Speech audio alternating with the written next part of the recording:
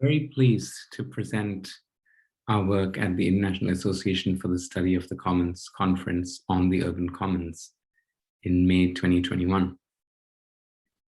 We get started with the presentation. This is part of a session called Commoning Concepts, Justice, Temporality, Compactness, and Urban Governance.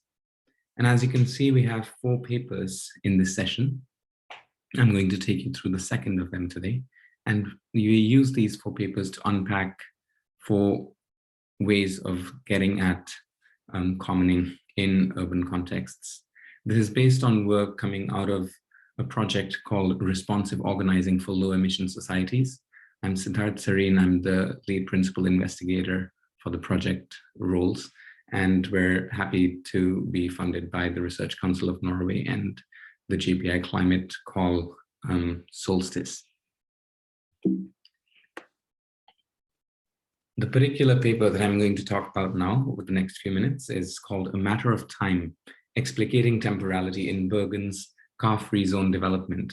As you can see in a couple of photos here, this is set in Bergen, in the second city of Norway, and it addresses a shift in urban mobility happening. One of the photos shows you a bridge under which they started a street festival, taking over a car parking lot for convivial activities.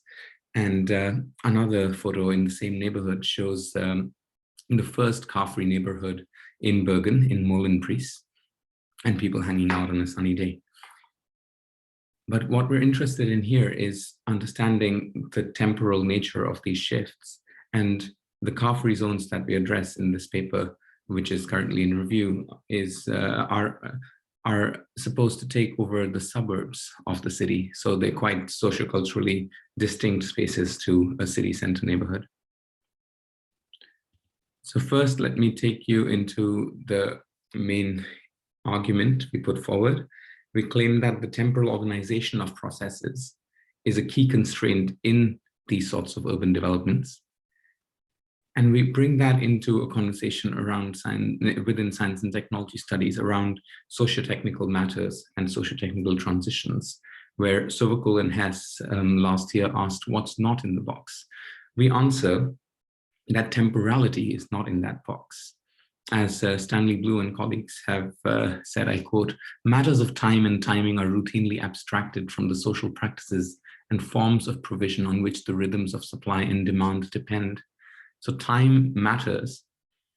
And so we approach sociotechnical change as an emergent relational phenomenon where different sociotechnical practices intimately link into each other rather than one driving the other. And specific to the case that I'm talking about here, of car-free zoning, we are inspired by the sustainable mobility paradigm put forward by Bannister more than a decade ago now, where we approach these suburbs as a political space for low-carbon logics that view cars as the technological embodiment of past mistakes.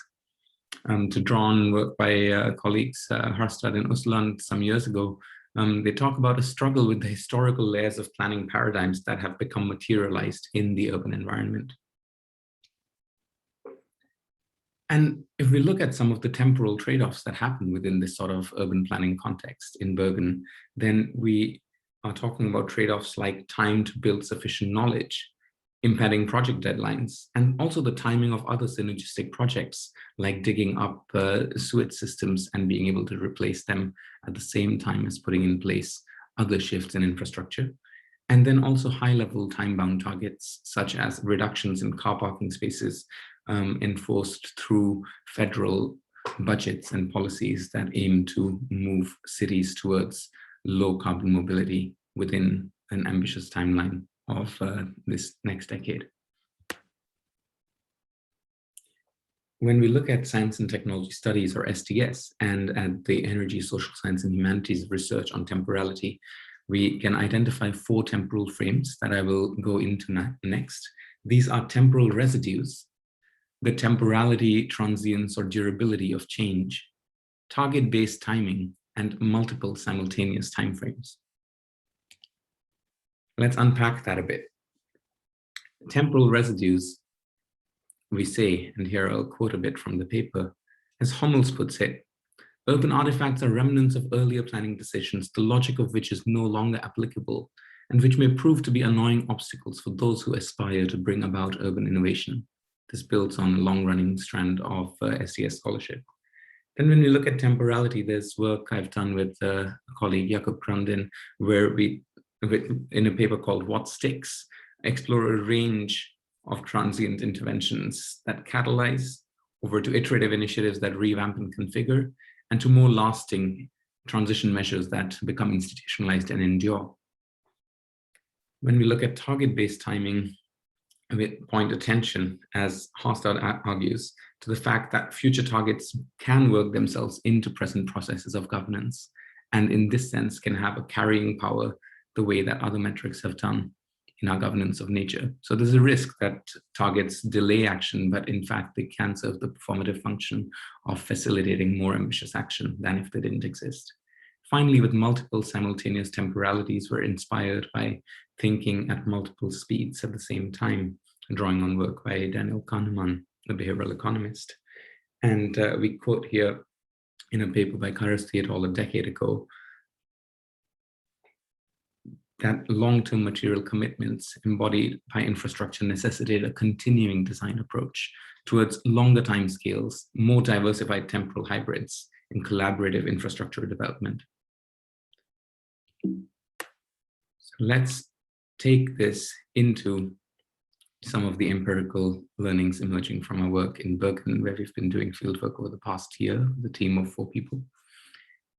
Within the residues of time axis in suburban car-free zoning, I wanted to signal a quote where a planner said to us, in Molenbeek, we got a lot for free. This is the city center suburb. I don't know how it will work with public participation in the suburbs.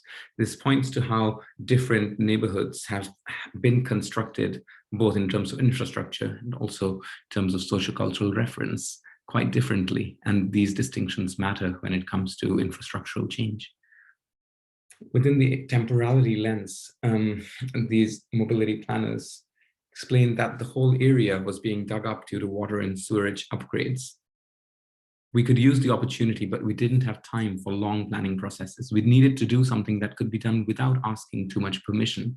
This points to the importance to collaborate across sectors, which to some extent is new and presents itself in a new way when we look at mobility transitions, which intersperse with existing land use and other critical infrastructure systems in urban contexts, such as water and solid waste management.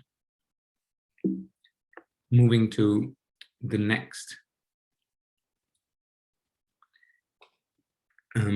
axis of target-based timing, we also spoke with 3 senior planners who talked about the zero growth objective that has driven urban low carbon mobility transitions in Norwegian transport policy as being a very useful tool that sets the premise for the municipal spatial plan and lays the foundation for other guidelines. And the idea here is that there's zero absolute growth in car traffic in the cities. This should not be confused, they cautioned, with zero emissions, which would be catastrophic, as rapid growth in electric vehicles would crowd out public space. So it's not only a battle over carbon, but also over reimagining, re-envisioning the use of urban space towards commons. And finally, multiple simultaneous temporalities.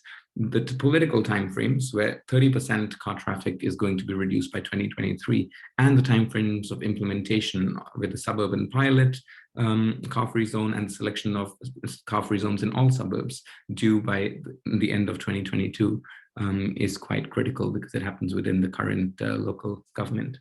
And with that, I offer some concluding thoughts. That artifacts and design have politics. They become systems as they are layered and interwoven into the sociotechnical fabric over time. So temporality matters, and we've shown 4 different ways in which it matters. And technologies operate through sociotechnical systems that are assembled through people, norms, practices, and infrastructures.